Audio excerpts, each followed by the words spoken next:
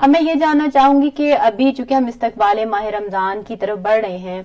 تو دو باتیں ہیں جو باری باری میں آپ سے جاننا چاہوں گی. پہلی بات یہ کہ اگر ایک عام انسان کا استقبال کرنا اور ایک ناصرین امام کا استقبال کرنا، اس میں کیا فرق ہوگا؟ لائک اگر ہم اس کا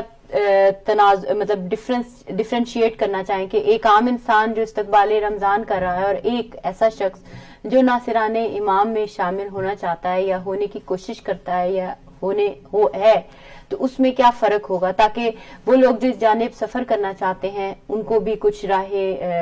حل ملے یا کچھ سمجھ میں آئے کہ یہ چیزیں میرے لیے ضروری ہیں اگر تو مجھے امام کی اس میں شامل ہونا ہے، اور اگر ظاہر ہے میں عام زندگی جی رہا ہوں تو ظاہر ہے اس کا اور انداز استقبال ہے. اس کی تھوڑی وضاحت کیجیے گا. بالکل ایسی ہے کہ ہم اگر اپنے دین کے مزاج کو سمجھیں، اگر ہم دین کے روح کو سمجھیں، ہم یہ دیکھتے ہیں کہ ہمارے پاس روایات موجود ہیں کہ وہ عبادتیں قابل قبول نہیں ہیں کہ جن عبادتوں کے ساتھ ولایت اور امامت کا عنصر نہ پایا جاتا ہو. اور اس زمرے میں ہمارے پاس ایک بے شمار روایات اس حوالے سے موجود ہیں کہ امامت اور ولایت اور اس ہمارا جو پورا نظام ہے تشیع کا اور ہمارا جو اسلام کا نظام ہے، یہ امامت اور ولایت سے ہٹ کے اور ان کی باقی چیزیں قبول نہیں ہیں. اس میں تو ہو نہیں سکتا کہ ماہ مبارک رمضان جیسی اتنی عظیم فضیلت کا تعلق خود اپنے زمانے کے امام کے ساتھ نہ ہو، یا وہ جو ماہ مبارک رمضان جس کے لیے رکھا گیا ہو، یہ ماہ مبارک رمضان اس کے اپنے وقت کے امام کے ساتھ رابطے کو مضبوط بنانے میں کوئی کردار ادا نہ کرے. تو اس کے اندر ایک شخص تھوڑا سا غور و فکر اس معاملے میں کر سکتا ہے کہ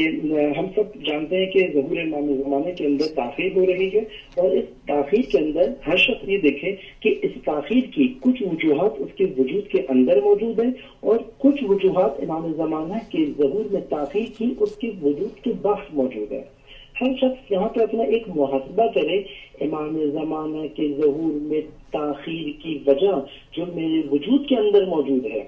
اس تاخیر کی وجوہات کو اس کو قلم بند کرنا پڑے گا، اس کی طرف توجہ کرنی پڑے گی. اور ماہ مبارک رمضان بہترین وسیلہ ہے، اس کے اندر شب قدر اور اس کے اندر آنے والی اور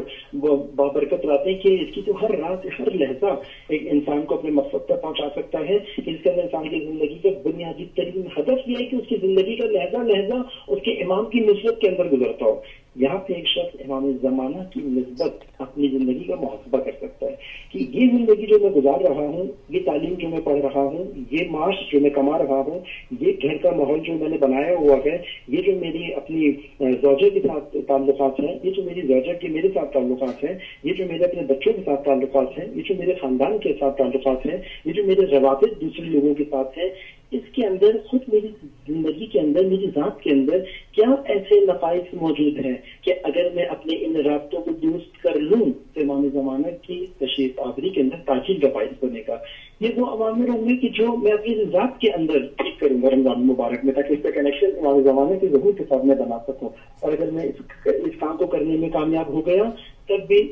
میرا کام نامکمل ہے. اب مجھے یہ دیکھنا ہے کہ میرے معاشرے میں ایسے کیا خلا ہے، میرے معاشرے میں ایسی کیا مشکلات ہیں جس کی وجہ سے ظہور تاخیر کا شکار ہے. اپنے آپ کو ٹھیک کرنے کے بعد پھر مجھے معاشرے میں اپنے اس مومن بھائی کی، معاشرے کے اندر ان افراد کی وہ مدد کرنی پڑے گی کہ جس مدد کے نتیجے میں ایک معاشرہ امام زمانے کے ظہور میں تاجیل کا باعث بنے گا. تو ان دونوں کاموں کے لیے ماہ مبارک رمضان بہت اچھی فرصت ہے کہ رمضان مبارک کی جو آیت قرآن مجید میں آئی کہ ہم نے تم پہ روزے فرض کیے گئے جیسے تم سے پہلے کی اقوام پہ روزے فرض کیے گئے، تو اس میں آخر میں بہت ظریف نقطہ یہ ہے کہ قرآن مجید فرماتا ہے لعلکم تتقون، تاکہ تم متقی ہو جاؤ. قرآن مجید اجتماعی خطاب کر رہا ہے، نہیں کہا تاکہ ایک شخص متقی ہو جائے، تاکہ تم سب متقی ہو جاؤ. یہاں سے ہمیں اجتماعی نقطہ یہ ملتا ہے ماہ مبارک رمضان فقط فرد کو انسان بنانے کے لیے نہیں آیا، بلکہ ماہ مبارک رمضان ایک معاشرے کو انسانیت کی ٹریک کے اوپر لے جانے کے لیے آیا ہے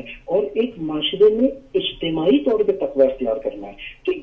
اس ماحول کے اندر امام زمانے کی تشریف آوری کے امکانات بڑھ جاتے ہیں. اس طرح سے میں رمضان المبارک کے اس مہینے کی نعمت کو زمانے کے امام کے ظہور کی تاجیل کے اندر تبدیل کر سکتا ہوں.